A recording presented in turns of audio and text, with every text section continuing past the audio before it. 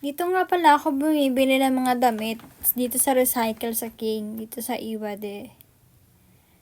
Ayan. Mga mura lang yung damit. May matchempuan kayo na parang bago pa. Minsan may tag pa. Minsan kapag halimbawang pumupunta ako dyan, nakakachempo ko ng may tag pa talaga. Gaya nung binili ko nung nakaraan. Yan, yung that time na yan. Ang binili ko is yung apron kasi pag uwi ko ng Pilipinas, kailangan ko ng apron. Kasi nga, syempre, canteen. So, ayan, bumili ako ng apron. May tag pa siya. Tsaka branded siya, kaya mahal kasi yun sa triple yung nun, yung presyo. So, nabili ko lang dyan ng $390. Ayan. So, nag-ikot-ikot lang ako dyan kung meron akong may magugustuhan. So far, wala naman akong nagustuhan. So, apron lang talaga yung binili ko. Tsaka isang damit na hindi ko napansin. May siya, may, ba yan? Medyo luma na sa pinaka Kasi that time, nagmamadali na rin kasi ako eh. Kaya hindi ko na rin siya nabili nun. Yung So, ayan. Dito ako namimili ng pantalon. Ayan. Wala din ako napili kasi hindi ko rin naman trip kasi ang mamili that time. So, pumunta lang ako dyan para mag-vlog. Yan, ng content. So, ayan. Ikot-ikot lang. Ang tingin-tingin.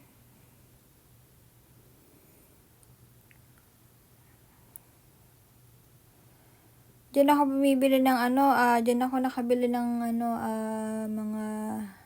mga bags. Marami akong natsyempohan dyan. Pinadala ko na sa Pilipinas kasi na-realize ko nung umuwi ako last year sa Pinas, bumili ako ng bag sa Philippines. Umuwi ako. Sabi ni ating, aba, bibili ako ng ng bag. Ay, ang dali masira. Grabe. Excuse. Tapos, nagpunta kami ni ating sa Boracay. Meron din kami nabili doon. Ang mahal pa, namahalan ako. Tapos, bilis masira talaga. So, nung pagbalik ko dito, ayan. Dito na lang ako bumili ng mga bags. Marami na akong na-invest ng bag sa Pilipinas ngayon. Para pag uwi ko sa Pilipinas, hindi ako mangangapa. Hindi ako manghihinayang na bumili kasi hindi na ako bibili doon kasi may mga invest na ako mga bags at matitibay pa dito pag dito ka bumili. So, ayan na nga. So, yun. Paunti-unti ko naman lang din siya binili kasi minsan pag nakakachempo, binibili ko talaga. Kasi sayang eh. Diba? Andito na yung opportunity.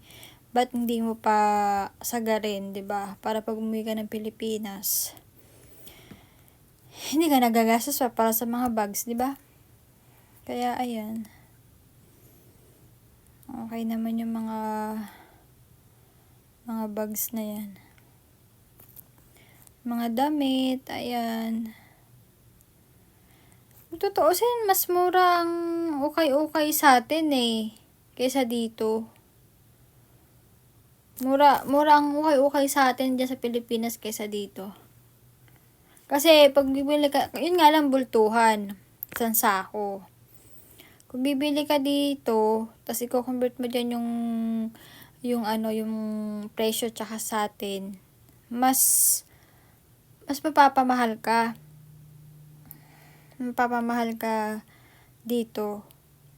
Yun nga lang, tsempuhan nga lang. Ganun.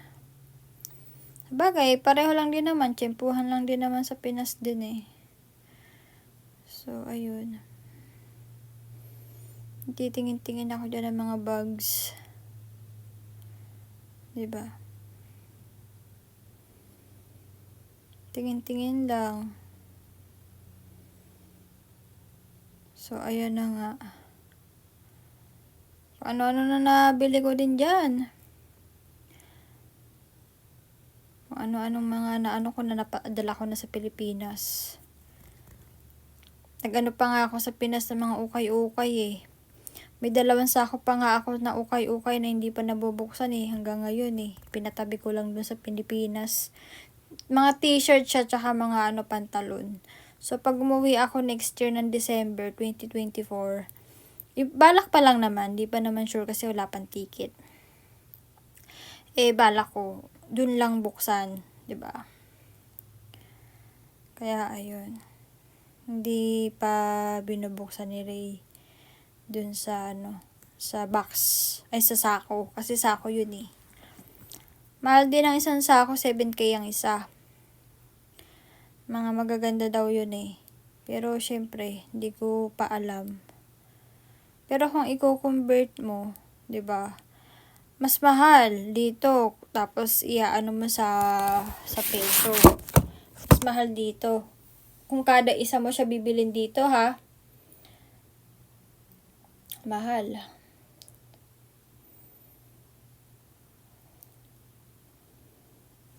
Yan, umitingin-tingin ako ng mga bags eh.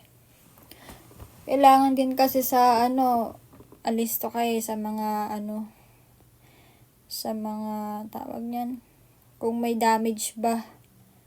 Pag may damage hindi ko masyadong inaano. Pero minsan hindi ako nakikita kasi sobrang liit. Pero okay naman.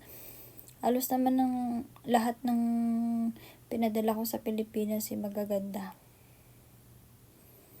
So, ayan. Makakachempo ka talaga na magaganda dyan eh. Kaya minsan nakakachempo ako. Dyan sa sa recycle. Hanggang ngayon, nag-ano pa rin ako ng kung makachempo ako ng bags. Ayan. Titingin-tingin pa din ako hanggang ngayon. Para hindi na ako gagastos, diba? Ganun lang. Mahirap kasi sa Pilipinas, gagastos ka pa. Sayang. Sayang talaga. Tapos, ang mahal-mahal sa Pilipinas, no? Tapos, ang bilis lang masira. Manghihinayan ka talaga sa pera pag nasa Pinas ka na eh. Ganun. Sana makauwi ako ng December next year. Ayun. Sana matapos na ngayon taon. Yan yung New Year's resolution ko. 2024 resolution is matapos ko yung bahay ko. Malagyan ng gamit, ganyan. So, ayan na nga. Titingin-tingin ako. Ito, pinag-isipan ko kung bibilin ko siya o hindi. Mura lang kasi siya. So, napag-isip-isip ko dyan, hindi ko naman siya magagamit kahit mura siya. Ganyan siya, oh. Mura lang siya eh. Hindi ko naman siya magagamit. So, hindi ko na siya binili. Kahit mura pa siya. Ayan. 170. Mga lang yan sa atin. Sa Pinas. I-divide mo sa 2. Ayun, 170. So, ayan. Diba, mura lang siya. Pero, hindi ko siya kinuha eh. Kasi alam ko hindi ko naman siya gagamitin. Ayun. Titingin-tingin ako sa mga ganyan. Minsan sa Pilipinas, makakachempo ka rin ng mga murang sa mga surplus. Kasi, minsan mahal din dito. Minsan naman mura naman dito kasi sa Pinas ka pumili. Depende pa rin talaga. Kaya, nagtitingin-tingin ako sa Pilipinas yung mga surplus ng mga ukay-ukay, ganyan. Kino-convert ko dito kung anong mas mura. Yun yung binibili ko dito. Yung mahal sa Pilipinas. Tapos yung mura naman sa Pilipinas, tapos mahal dito, hindi ko binibili. Kumbaga parang nagkakaroon lang ako ng idea kung ano yung mas mura at mahal sa Pinas. Tapos kung mahal dito, mura sa Pinas ako bibili. Tapos kung mahal dito, di ba? Ganun lang yun. Kung saan yung mura, doon ako bibili. Either sa Pilipinas or dito. Yan. Maganda yung tingin-tingin lang din. Canvas ba? Kailangan maging wise tayo sa buhay. Ayan. Diba? Pero yung mga jacket na ganyan, mas mura dito talaga. Yung mga ganyan. Pang ride. Mga ganyan. Pag galimbawang bibili ako ng ganyan eh. Pang ride lang ba? Kahit pang ride lang. Ayos na eh. So, ayan. Ayan siya. So, ayun. Salamat sa panonood. Ito lang naman is memories. Memories lang naman to. Ito nga pala pinag-isipan ko kung bibiling ko. Napakamura kasi 8 ano lang, 830 lang ba? Kaya lang ang pangit ng kulay kaya hindi ko na siya binili. Mura sana kung maganda yung kulay. Kasi mahal kasi yung ganyan dito, isang lapad yan mahigit. Yung ganyan. Ang mura 830. Isang lapad is 10,000, 'di ba? Kung okay sana yung kulay binili ko. Kasi pangit ang kulay Kulay brown. So, ayun. Kaya minsan, 10 times tayo mag-iisip kung saan mapapaganda yung buhay natin. Hindi madali ang magsakripisyo sa buhay. So, ayan guys. Ito lang po. Hanggang dito na lang. Thank you for watching guys. Ito nga pala ang King Family sa Iwade. Thank you. Thank you for watching.